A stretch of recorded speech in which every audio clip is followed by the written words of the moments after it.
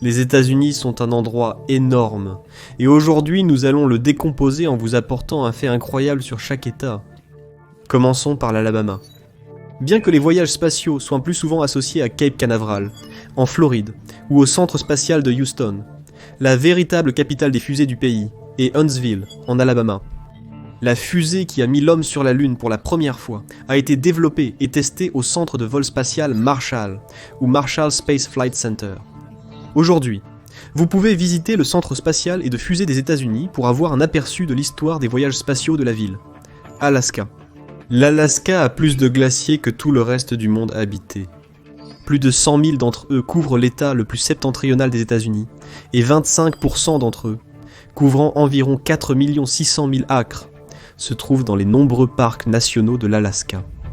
Comme les glaciers nécessitent beaucoup de chutes de neige et des étés frais pour se former, l'Alaska offre des conditions parfaites.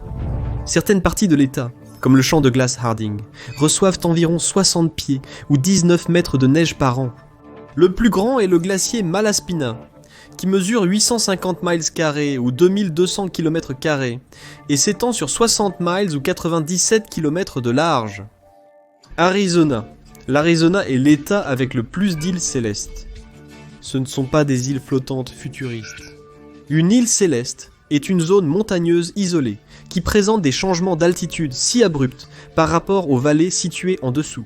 Cela signifie qu'il crée un écosystème totalement différent sur la montagne elle-même. Ces zones se trouvent dans le nord-ouest du Mexique, en Arizona et au Nouveau-Mexique, mais l'Arizona compte plus de 40 îles célestes à l'intérieur de ses frontières, avec plus de diversité végétale que toute autre région du pays. Certaines montagnes sont à plus de 6000 pieds, ou 1800 mètres, au-dessus du sol du désert, un endroit généralement inhospitalier pour la plupart des plantes et des animaux. Cela fait des montagnes elles-mêmes un refuge bien meilleur pour toutes sortes d'espèces. L'Arkansas, le seul site d'extraction de diamants actif des États-Unis, est situé en Arkansas. Et si vous le souhaitez, vous pouvez même aller chercher des diamants là-bas vous-même.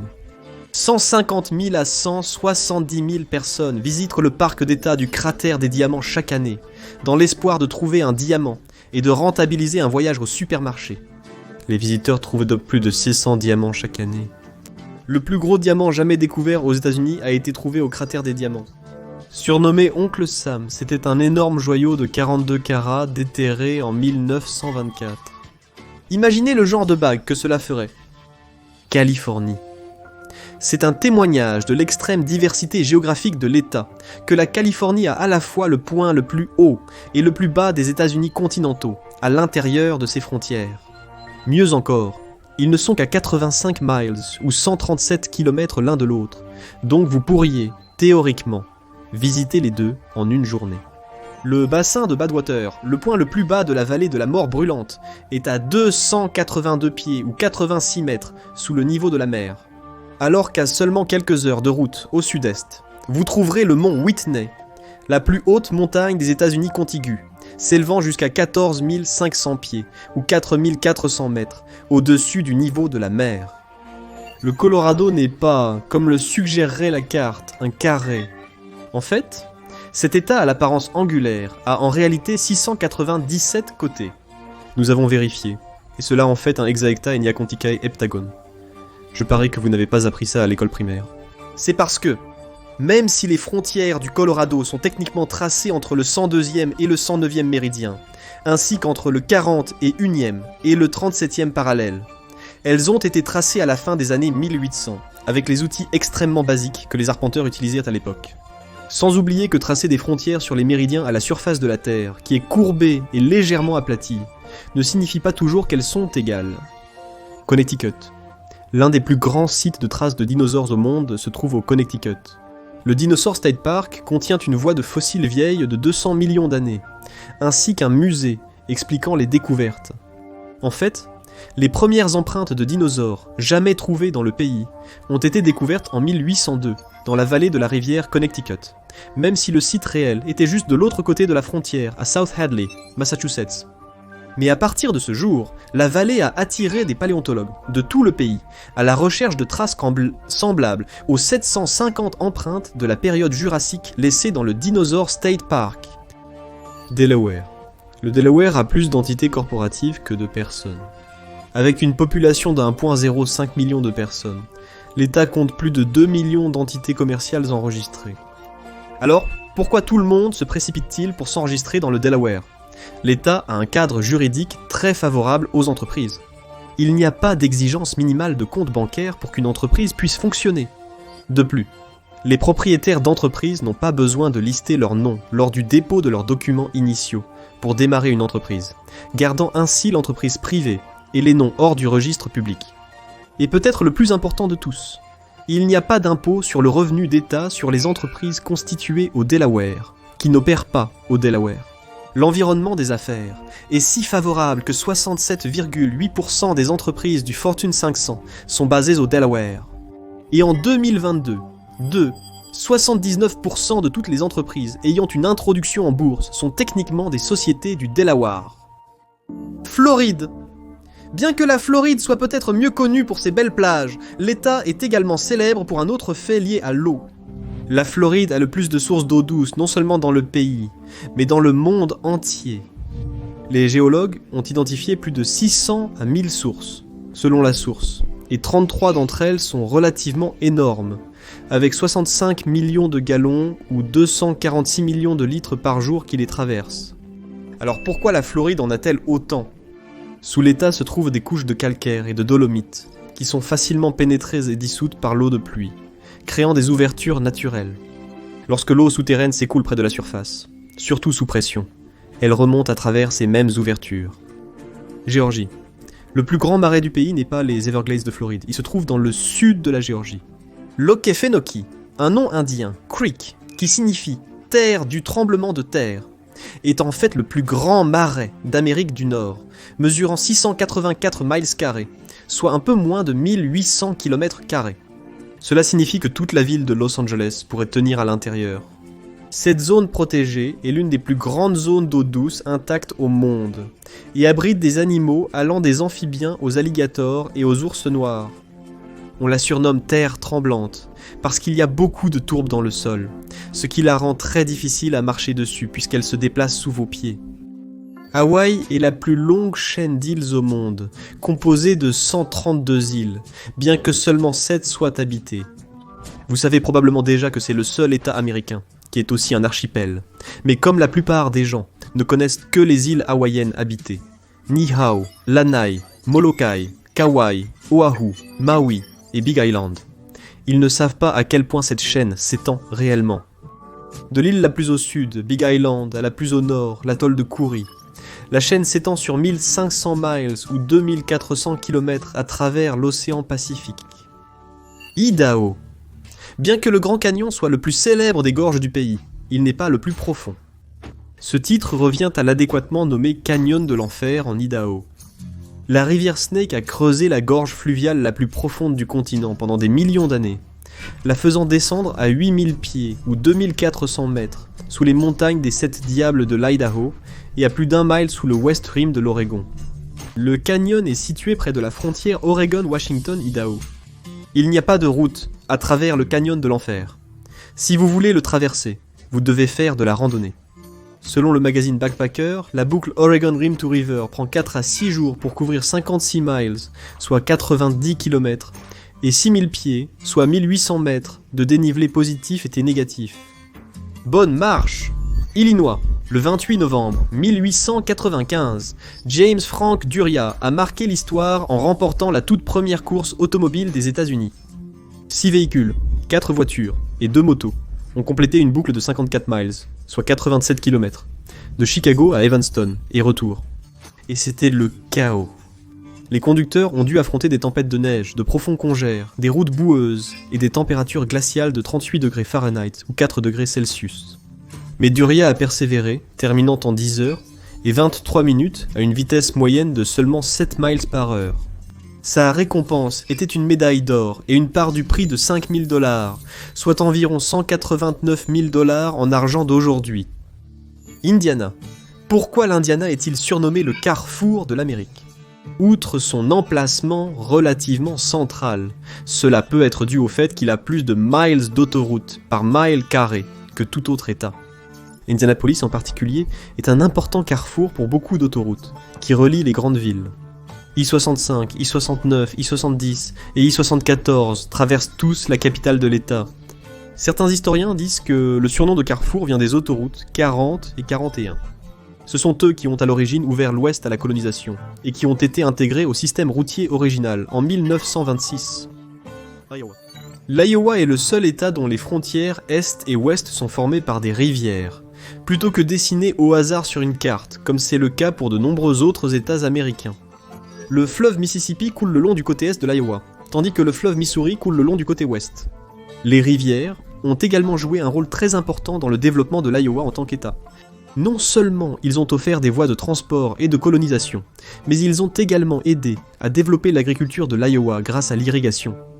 Et l'agriculture est une affaire importante en Iowa, car l'État fournit 10% de l'ensemble de l'approvisionnement alimentaire des États-Unis. Kansas. Les habitants peuvent plaisanter sur le fait que l'État est plat comme une crêpe, mais les scientifiques ont décidé de tester l'altitude du Kansas par rapport à une crêpe standard IHOP. En utilisant un modèle numérique, ils ont découvert que le Kansas est en réalité plus plat que le favori du petit déjeuner. Kentucky. La seule ville entièrement construite dans un cratère de météore se trouve au Kentucky. Si vous conduisez jusqu'à la ville de Middlesbrough, Kentucky, qui compte plus de 10 000 habitants, vous ne remarquerez peut-être pas immédiatement que vous êtes descendu dans un cratère, car la ville et sa végétation environnante ont grandi depuis lors. Mais elle se situe en fait dans un site d'impact de près de 6 km de large, bien que même les fondateurs de la ville ne le savaient pas initialement lorsqu'ils l'ont construite en 1810. Le site du cratère a été découvert beaucoup plus tard, en 1966. Cependant, la météorite pourrait être la raison pour laquelle la ville existe en premier lieu. Middlesbrough a été initialement établie comme une communauté d'extraction de charbon et de fer. Les scientifiques pensent que l'impact du cratère est ce qui a amené le charbon et le fer si près de la surface de la Terre pour commencer. Louisiane. Le plus long pont au monde sur l'eau est le Lake Pontchartrain Causeway, juste à l'extérieur de la Nouvelle-Orléans. Le pont mesure 24 miles ou 39 km de long. Dans certaines parties, il est si loin au-dessus de l'eau que pendant un bon 8 miles ou 13 km, vous ne pouvez réellement voir la Terre dans aucune direction. Cela pose parfois un problème pour les conducteurs. Après avoir conduit pendant plusieurs minutes suspendus au-dessus de l'eau sans pouvoir voir la Terre, certaines personnes deviennent anxieuses, au point où elles ne peuvent plus continuer à traverser. Plus d'une fois, la police a dû escorter des conducteurs qui se sont arrêtés au milieu du pont, en particulier les non-locaux, jusqu'à l'autre côté. Maine. Le Maine a un littoral plus long que la Californie. Vous pouvez vérifier autant que vous voulez sur votre carte, c'est vrai.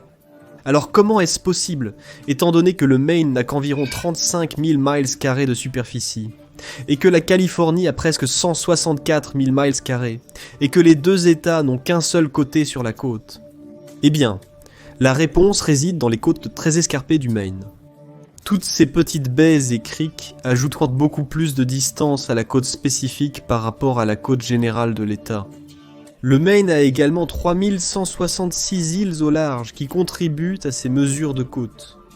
Donc, une fois tout dit et fait, le Maine a près de 3500 miles ou 5600 km de rivage à marée, tandis que la Californie n'a qu'environ 3400 miles ou 5400 km. Maryland. Bien que cela ne semble pas évident à première vue, selon le Maryland Geological Survey, le Maryland est le seul État sans lac naturel. Les habitants peuvent se demander comment cela est possible, étant donné que l'État compte plus de 100 lacs à l'intérieur de ses frontières, y compris le lac Deep Creek long de 11,5 miles ou 18,5 km.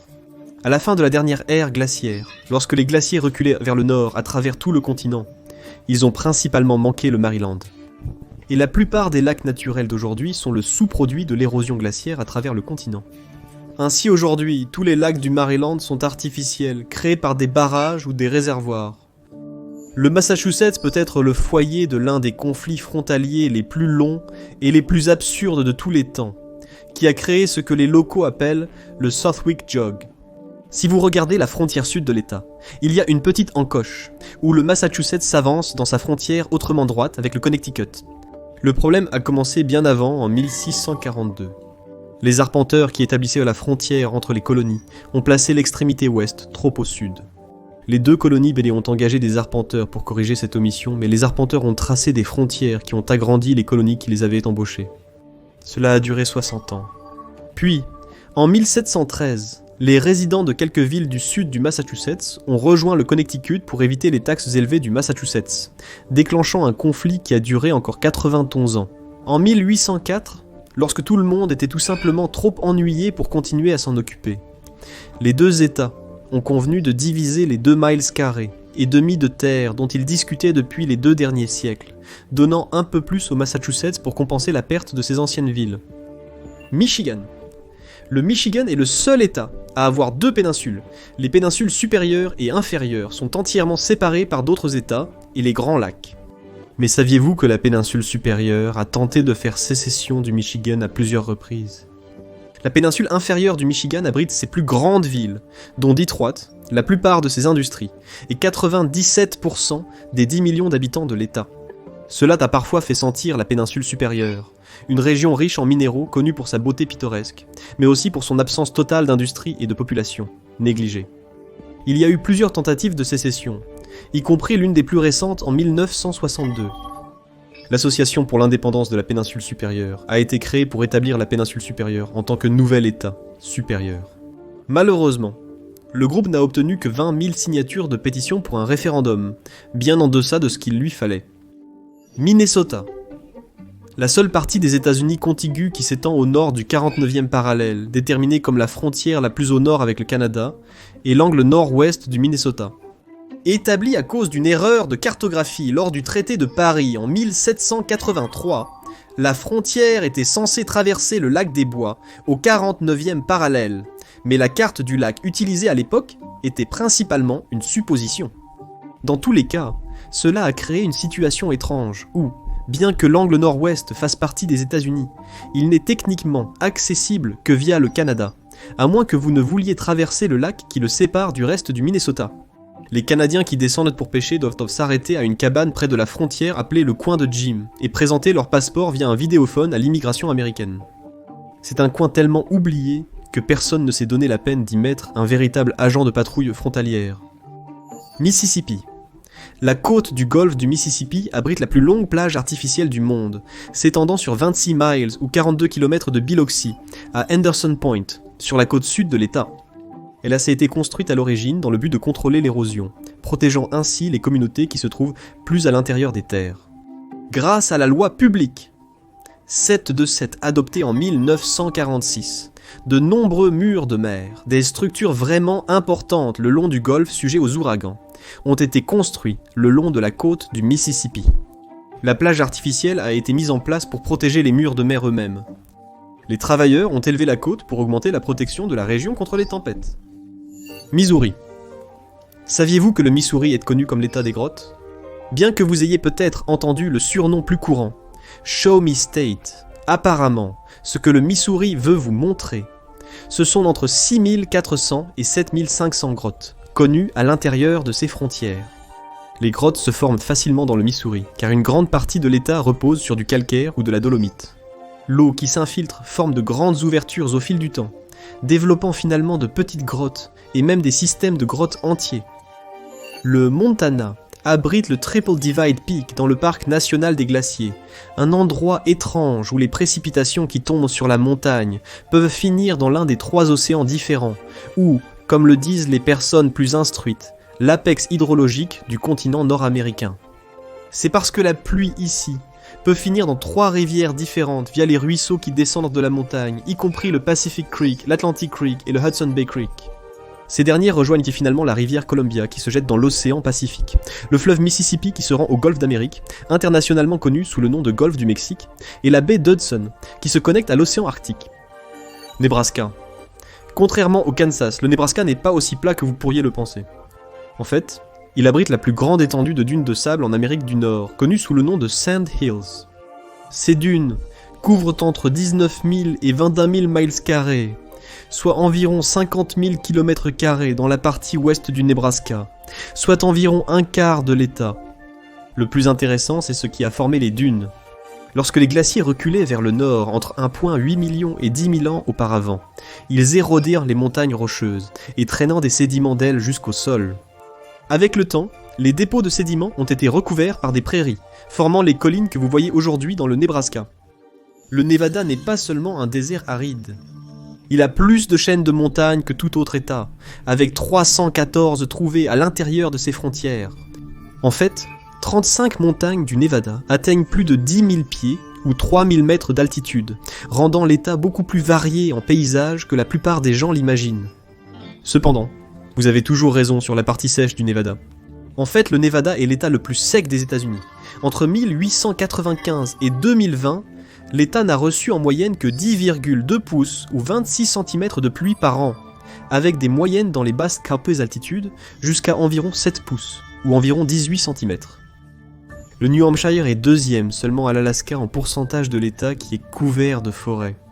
Les forêts couvrent 82% de l'État, soit environ 4,7 millions d'acres, 19 000 km². Cependant, beaucoup de forêts de l'État sont plus récentes que vous ne le pensez. Au XVIIIe et XIXe siècle, le New Hampshire a été presque entièrement déboisé, alors que les colons d'Europe ont défriché les arbres pour créer des fermes et vendre du bois. D'ici les années 1850, les arbres sur plus de 70% des terres au sud des montagnes blanches avaient été défrichés.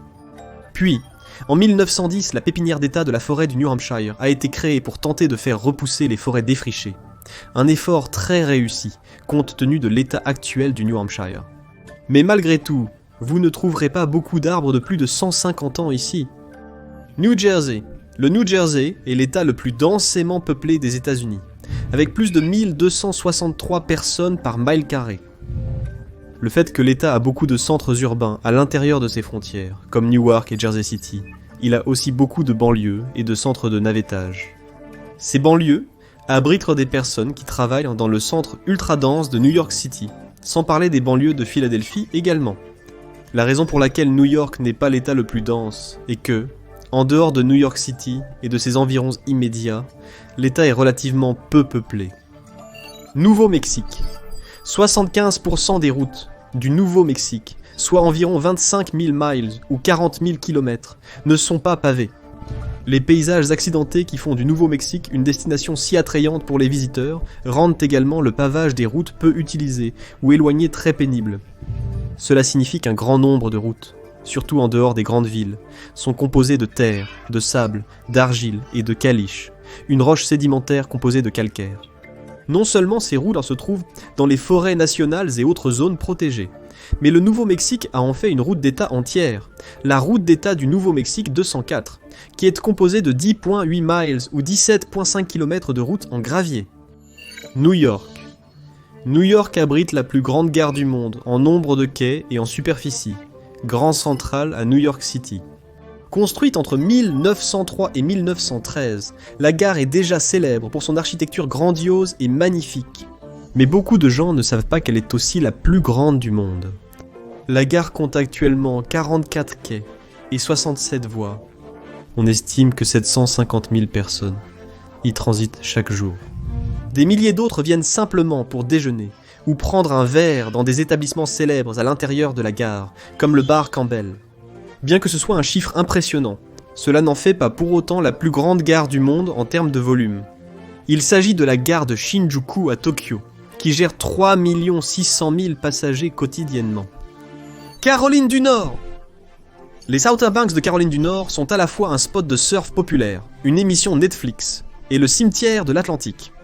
Bien que de nos jours, la région soit mieux connue pour le tourisme et des intrigues improbables, elle a également été historiquement un endroit terriblement dangereux pour les navires.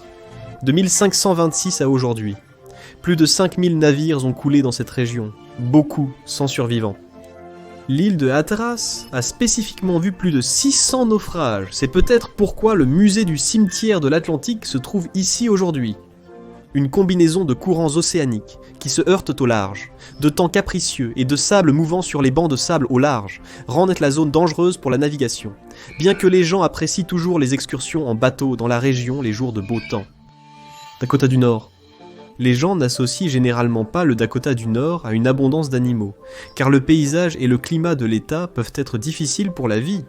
Mais il s'avère que le Dakota du Nord a plus de refuges pour la faune que tout autre État, soit un total de 63.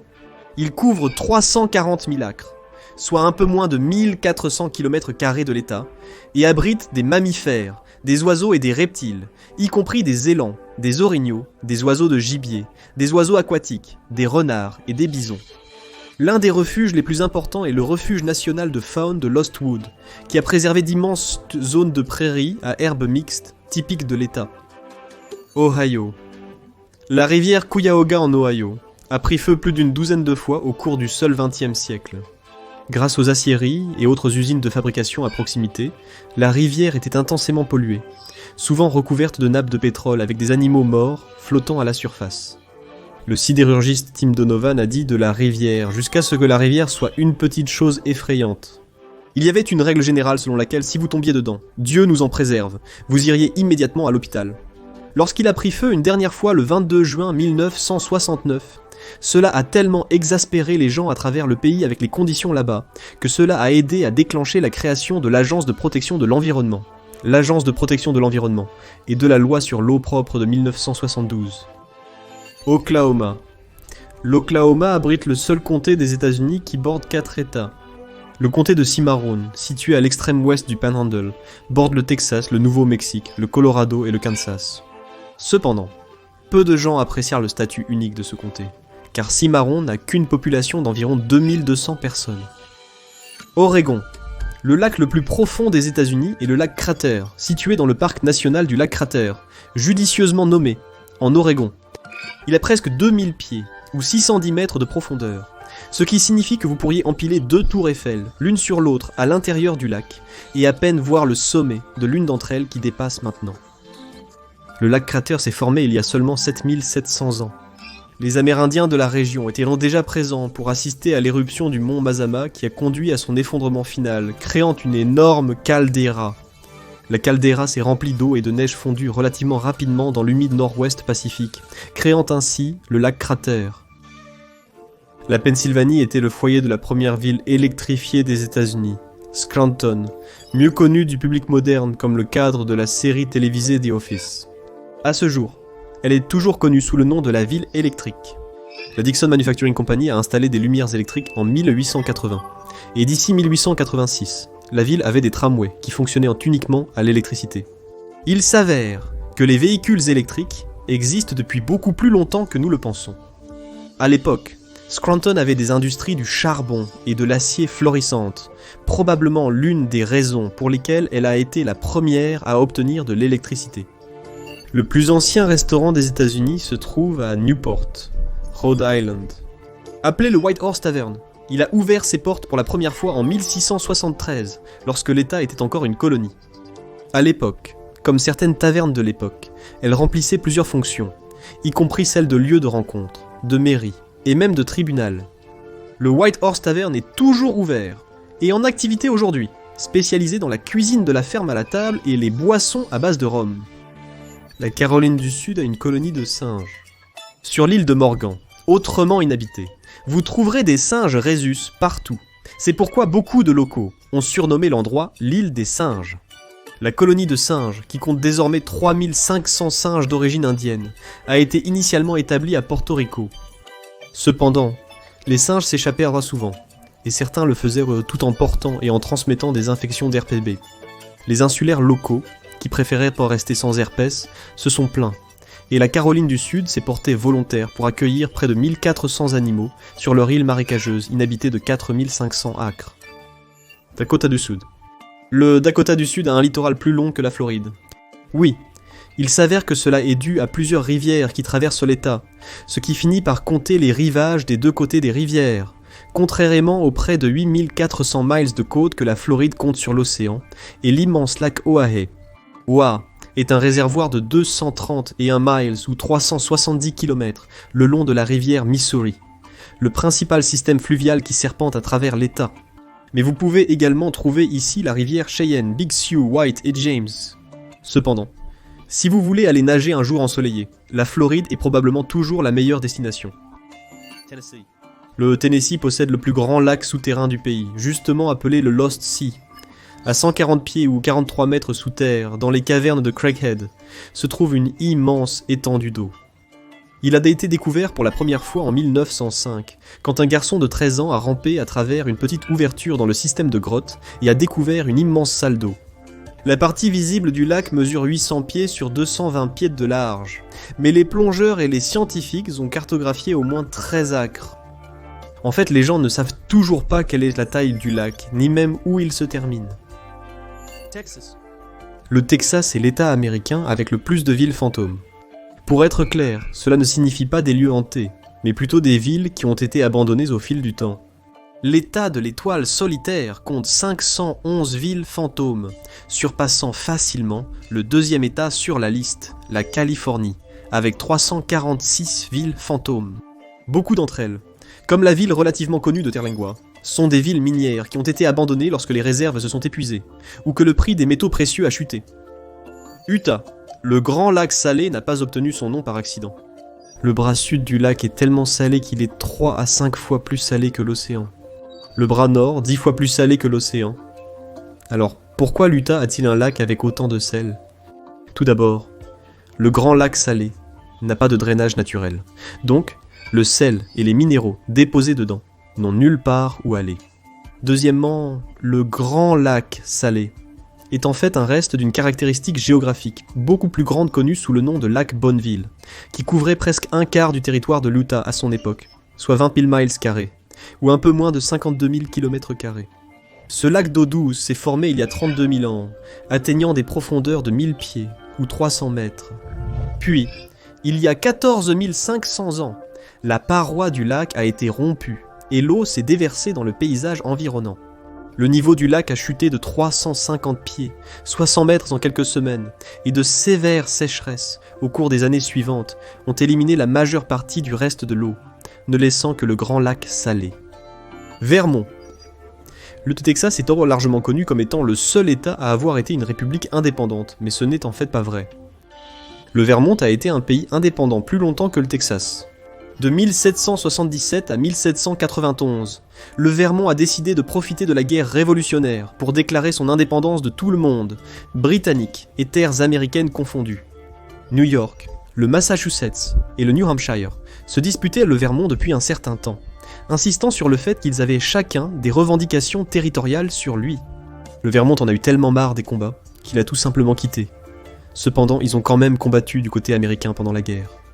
La constitution du Vermont est également célèbre pour avoir immédiatement aboli l'esclavage et donné à tous les hommes libres le droit de vote. Virginie. Quand vous pensez à la capitale mondiale de l'Internet, vous pourriez penser à une ville avancée et high-tech comme Tokyo, New York ou Hong Kong. Mais la capitale mondiale de l'Internet se trouve en réalité dans le comté de Loudoun, en Virginie, plus précisément dans la ville d'Ashburn. Le comté est devenu un énorme pôle technologique, avec une infrastructure numérique si puissante que plus de 70% du trafic internet mondial est dirigé à travers les centres de données situés dans le comté. C'est pourquoi cette zone du nord de la Virginie est également surnommée l'allée des centres de données, et dispose d'environ 12 millions de pieds carrés, soit 1 million de mètres carrés, d'espace pour les centres de données. Washington. Washington abrite le plus grand opérateur de ferries du pays, Washington State Ferries ou Washington State Ferries. Washington State Ferries est également le deuxième plus grand système de ferries au monde, après British Columbia Ferries. Bien que la plupart des non-locaux n'associent pas l'État de Washington à la vie insulaire, les îles San Juan juste au large comptent 172 îles nommées. 16 d'entre elles sont habitées, ce qui peut expliquer pourquoi Washington State Ferries transporte environ 44 700 passagers par jour de semaine à partir de 2024. Virginie de l'Ouest. La Virginie de l'Ouest est le seul État qui se trouve entièrement dans une chaîne de montagnes, les Appalaches. Si cet État crée des paysages assez impressionnants et une beauté pittoresque dans la région, c'est aussi une des raisons pour lesquelles l'État est le deuxième plus pauvre de la nation, avec un revenu médian de 50 et 1 200 $. Les fermes de l'État ne sont généralement pas très productives en raison des pentes abruptes et du terrain difficile. La construction de l'infrastructure nécessaire à l'industrie à grande échelle est également un défi en raison du paysage montagneux. Ce n'est peut-être pas la seule raison de la pauvreté dans l'État, mais cela n'a certainement pas aidé. Wisconsin. Bien qu'il soit connu pour ses fromages, le Wisconsin est le leader mondial dans un autre type de production alimentaire, les canneberges. Les États-Unis produisent de loin le plus de canneberges à l'échelle internationale, et le Wisconsin produit environ les 2 tiers de cette récolte. En 2024, cela représentait 4,9 millions de barils, soit 61% de la récolte du pays. Et enfin, mais certainement pas des moindres, le Wyoming. Le Wyoming abrite le premier monument national, la Tour du Diable. En 1906, Theodore Roosevelt, un amoureux de la nature et des grands espaces, l'a désigné comme site national. La massive formation rocheuse était déjà connue comme un lieu sacré pour plus de 20 tribus de la région. La tour mesure 867 pieds, soit 264 mètres de haut, avec un sommet qui s'étend sur 1,5 acre, soit 6000 mètres carrés. Saviez-vous ces faits fous sur les États? Dites-nous votre fait préféré sur votre État ci-dessous. En attendant, regardez cette vidéo juste ici, ou une autre de nos vidéos juste là. Merci d'avoir regardé, et comme toujours, je vous verrai dans le prochain épisode de Mapak.